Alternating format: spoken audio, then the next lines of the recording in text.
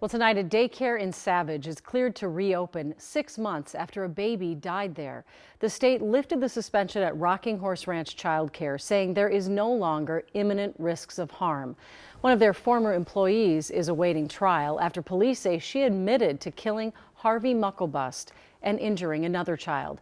Raya Katene has the latest developments. A single card and wilted flowers are still sitting outside this daycare in Savage, where 6 months ago, baby Harvey lost his life. Our beautiful baby boy, the happiest, smiliest, laughing little light in every room, was murdered. Rocking Horse Ranch has been closed for months after an employee was charged with the murder of 11-month-old Harvey Muklebust. The state's Department of Children, Youth and Families now says the daycare can reopen immediately because there are no longer conditions there that present an imminent risk of harm to the health, safety, and rights of children. Harvey's Law requires daycare centers that receive state funding to have cameras in their infant and toddler rooms and retain that footage for 28 days. Representative Nolan West says his own daughter was abused at a daycare center and wants to hold abusers accountable by building on a law that passed last year.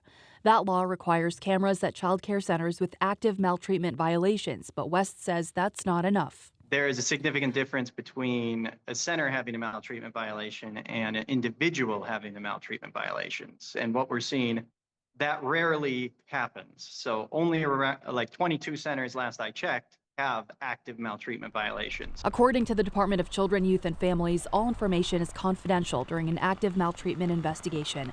Once that investigation is completed, only some information becomes public. This online search tool allows families to look up licensing information and recorded violations at Minnesota child care centers. Harvey's parents have testified in support of Harvey's Law, but some child care providers are expressing concerns about privacy and security, adding that proper training and supervision would be more effective than constant surveillance. I understand the opposition, but that's why we worked to narrow it as much as possible while still providing safety. And some providers have also expressed concerns about the cost of installing these cameras. Representative West says the law that passed last year does include $174,000 of funding that centers can apply for and use to install cameras at their facilities. Julie. Well, it's certainly every parent's worst nightmare that this could happen, but it really does appear for Rocking Horse it was that one employee. Yes, and we've talked to neighbors off camera who tell us, I mean, this place just has a stellar reputation. So unfortunately, this does seem to be the case with this one person who was working there. All right. Thank you, Raya.